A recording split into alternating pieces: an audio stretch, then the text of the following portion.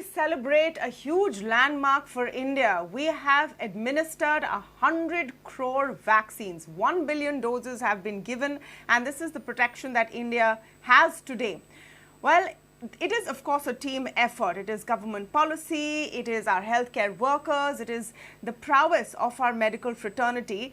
But if we were to give the lion's share of the credit to one company, one team and one individual, it would perhaps be Mr. Adar Poonawalla, because of the 100 crore doses that have been administered today and counting, a lion's share of them, a majority of them, over 80%, have been made in Pune's Serum Institute of India's factory and our Covishield. We're speaking with Mr. Poonawalla today on this occasion. Adar, thank you so much for joining us on ET Now and ET Now Swadesh.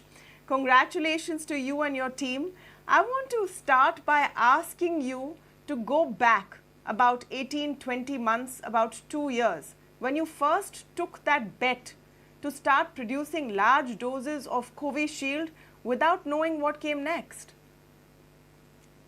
Thank you for those kind words, but it's the credit to all the healthcare workers and Modi ji's vision of getting the ministries and government of India agencies and others to work together with manufacturers and everyone who finally administered the doses that deserve the credit. I'm just someone who, to answer your question, took multiple bets, actually, not just one bet, in early 2020, when the WHO said there's a pandemic and there is a disease that is spreading faster and deadlier than anything else that they've seen before. So, I had a choice whether to just wait on the sidelines or take a bet early on, invest a lot of money that I didn't have. We went to the Gates Foundation, COVAX, and many other countries to also support us. The government of India gave us an advance also in 2021 to scale up further, which we're very grateful for.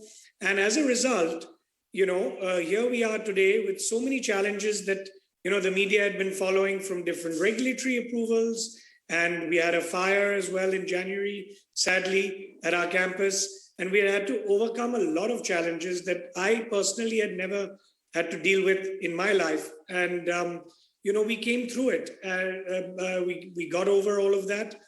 And now we're making more than 220 million doses per month and have rapidly increase the uptake so that by the end of December, you have everybody almost who's taken the first dose gets a second dose as well by then. So let's wait for that to happen as well. And that will be another moment, I think, to celebrate. Absolutely. Adar, you talked about so many challenges on the way. What's the toughest part after the second wave started hitting? When suddenly there was a lot of more enthusiasm to take the vaccine and we just didn't have the requisite doses as per our population. I recall that you spent a few weeks in the United Kingdom at that time, and there was speculation that you're in the UK because you're just getting too many calls from state governments, from governments all over the world, from companies saying, give us the vaccine. Tell us about how tough that time was and what you told people then. That was a tough period because, I had to explain to a lot of my foreign partners and others, which is why I went to the UK. They couldn't travel, there were travel restrictions. Whether it was AstraZeneca or other donors who had supported us, that I need to vaccinate my country to a certain level before I can come back to you. That was initially very hard for anyone to digest because everyone wanted the vaccine. But I went through that. It was particularly a tough moment personally and professionally, but I can understand that. And when people realize that there's nothing beyond a point I can do myself, everyone was super supportive and said, yes, we'll wait for our turn, but just give us, a schedule and a timeline when we can get the vaccine. And that's just what we did. And eventually we satisfied everybody.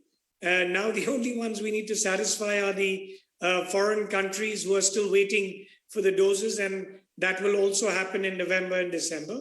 So we're now in a good place. But yes, that was a very tricky time because there weren't many answers I could offer people except to buy some time so that I can satisfy everyone, whether it's state governments, private sector, foreign countries, you name it.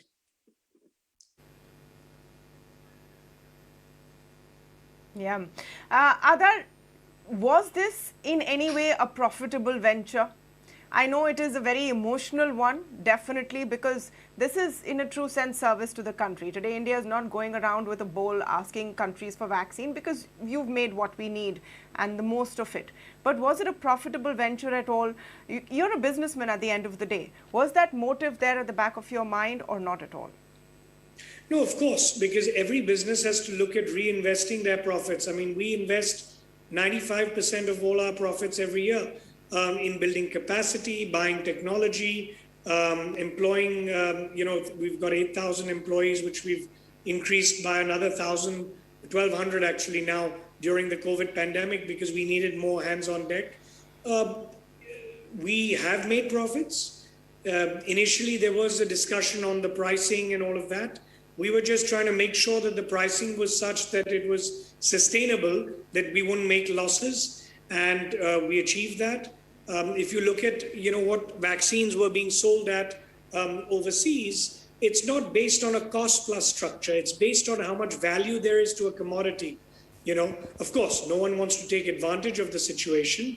We priced our vaccine in conjunction with the government, most of it at 200 rupees, which is what the government has been buying it at. In the private market, we've hardly sold anything because, when everyone was getting it free, no one wanted to pay for it. So despite that policy being available, we hope to make profits now in the exports. We did what we had to do for our nation.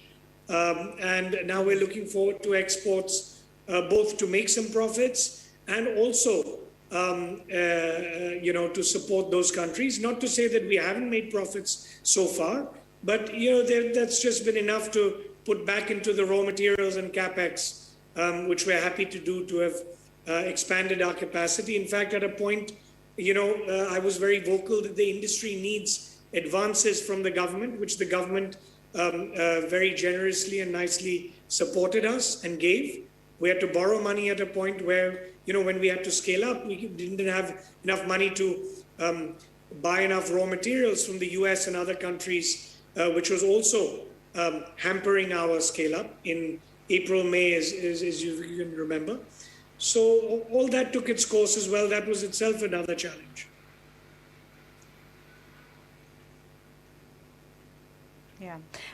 Where are we with the exports? We know that exports have now been allowed. The COVAX alliance, the Gavi alliance is waiting and also depending once again on Covishield and Serum Institute to deliver. So can you give us any update on where we are with the exports? Are they on track? Well, the health minister has announced that we will resume exports in the end of October, and then November, December will pick up. I think in January 22, You're going to see much larger exports. I think we want to be doubly sure, and the government is absolutely right here, where they want to make sure there's enough stock for the country so that a repeat of not having enough stock in a third wave or a fourth wave or any wave that comes, the country is secure. And you're already seeing a lot of stock built up. Today, the vaccination rate is lower than what stock we have. So, under Modi ji's leadership, we have secured enough vaccine stock now. We've got a 3-week to a month of a buffer stock based on the vaccination rates that you're looking at right now. So we're in a very comfortable situation. And as that becomes better and better, we'll see more exports coming up. And don't forget, you've got other Indian vaccine manufacturers also who are scaling up. So that'll add to the overall stock position that we have in the country. Yes. Yes. Your word, Adar, on what we saw in terms of vaccine discrimination, I would call it. And we saw that situation with the United Kingdom where they wouldn't for a while accept Covishield. That did get resolved eventually, but then it turned out that they will accept Covishield, but not if it's administered in India. And it's not just the United Kingdom. Different countries seem to have different rules which are based not necessarily on science but on their perception sometimes. Your take on this as a major vaccine manufacturer? So I'll tell you, this is what I've been telling the WTO, WHO, EMA, and the UK as well in my discussions when I've had that with the heads of these organizations, that we need to sign, not only for this pandemic, but for future pandemics, a sort of treaty, like we have done on climate change and so many other commitments and pledges, that we should all pledge as countries that during pandemics and outbreaks, global harmonization of regulatory should be there. So that means acknowledging each other's vaccine certificates, acknowledging the quality standards set by the main regulators of these countries. If you do all of that, it addresses all these issues which can still come up for all the new vaccines that are coming up, whether it's from other vaccine manufacturers or my own new vaccines. Now, for example, as you rightly mentioned, Covishield is approved in almost every country, but you know what we all went through for that.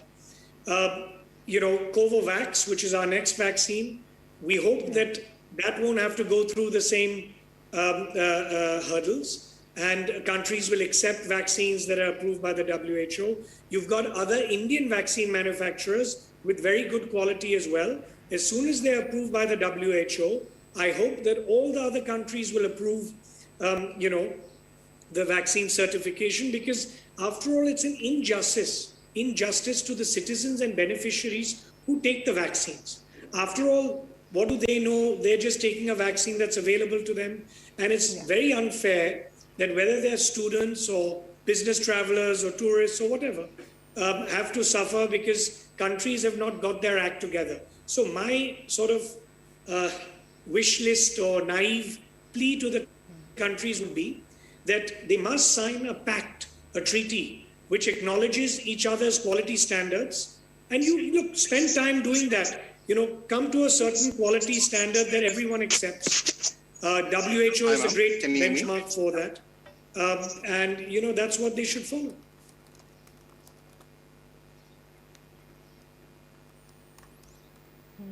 Adar, I just have to ask you about the children's vaccine. We are moving closer and closer perhaps to a time when children will be allowed to get the vaccine. A vaccine for 12 plus has been approved, hasn't been rolled out yet. Initial approvals for a vaccine which is 2 years plus. Where are you on a vaccine for children? Because at the end of the day, you are the largest producer. So if we have to seriously vaccinate children, we'll need you to come on board. Yes, but firstly, of course, the silver lining is that the need for vaccinating children is not so serious because, they've dealt with the disease very well. In fact, in urban cities, there's a statistic that more than 60% have been exposed, children under a certain age, and they've been fine, which is great news for our children. I was worried for my own children. But to answer your point, Covovax, which is an extremely safe vaccine, which has already entered studies overseas and in India for children.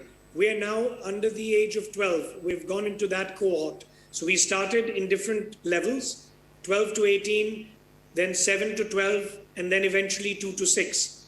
So by February of 2022, I hope to launch Covovax for children, because that is the time I want to take to make doubly sure and be, very clear that there's no safety issues when it comes to young children, because, they're a little more sensitive and closer to our hearts. We don't want to, fast track anything, especially when there's no urgency to do so. I know everyone's anxious for it, but I think they'll have to, at least from our angle, wait till February. But the good news is Bharat Biotech and Zydus Cadila have getting their vaccines approved for children much earlier than that, sooner than that. So I think, one should take those vaccines for the children, which will be available very soon.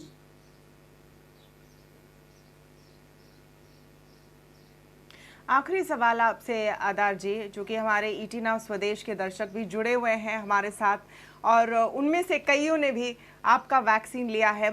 क्या आपके मुताबिक corona virus pandemic का सबसे बुरा समय निकल चुका है? हम इस संकट की घड़ी के पार हो चुके हैं? Are we at the end of the worst? देखिए, एक लेसन ये पेंडेमिक में हम सब ने जो सीखा है कि प्रिडिक्शंस और फोरकास्ट नहीं बनने चाहिए, मगर जो हम डेटा देख रहे हैं, मुझे तो लगता है कि जो तीसरा और चौथा वेव जो आएगा सीरियस नहीं होगा, और जो आएगा तो भी मोदी जी ने हमारे देश को वैक्सीन सप्लाई और बहुत सारे दूसरे ऑक्सीजन और हेल्थ सिस्टम्स की सिक्योरिटी का बंदोबस्त किया है। और हमें लगता है कि पेंडेमिक तो अभी वेव्स में चलती रहेगी एक और साल के लिए, मगर हमारी देश और हमारा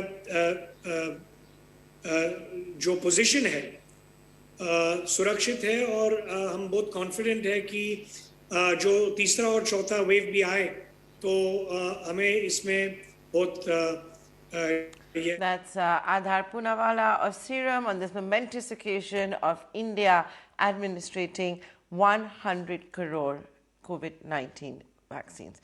We're going to take a short commercial.